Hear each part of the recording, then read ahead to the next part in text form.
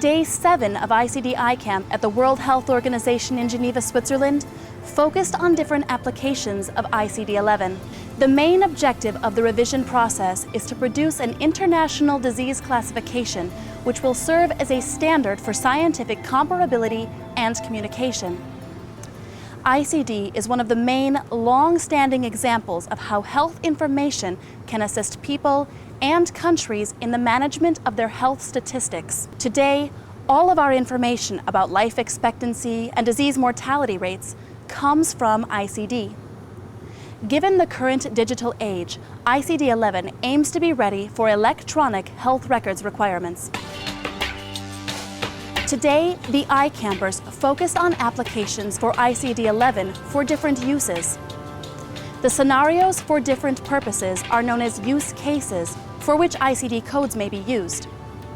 For example, I-21, or acute myocardial infarction, may be a cause of death, and it is commonly seen in emergency departments.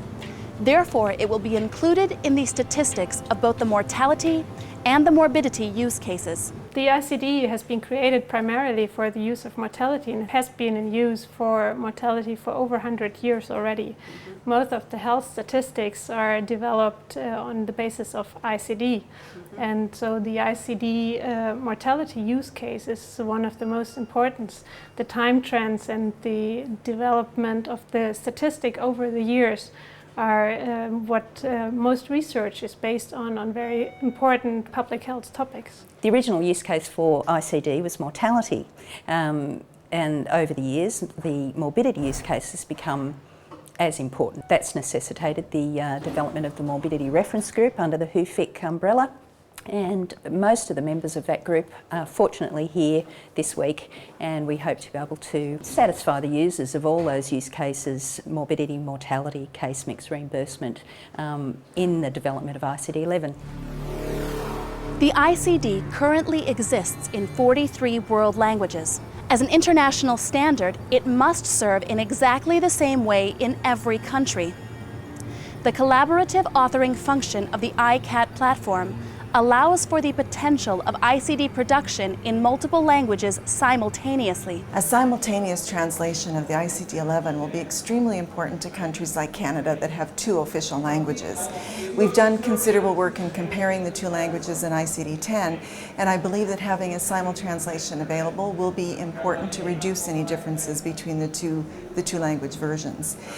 Countries like Canada won't be able to implement ICD-11 until we have 2 language versions available. We can draw upon existing translations and the expertise and knowledge of our additional contributors to create a living, multilingual ICD-11. The index of ICD is very important in that it provides a reference to specifically defined terms and links them to ICD codes. Therefore, today, our iCampers discussed the creation of a digital index to accompany ICD-11. We must create a tool, such as a search engine, to ensure that each term may be located by the users and linked to the correct ICD code to guarantee that health statistics are accurate. It was a lot to cover today, but our participants remain committed. We are well on our way to fully realizing ICD-11.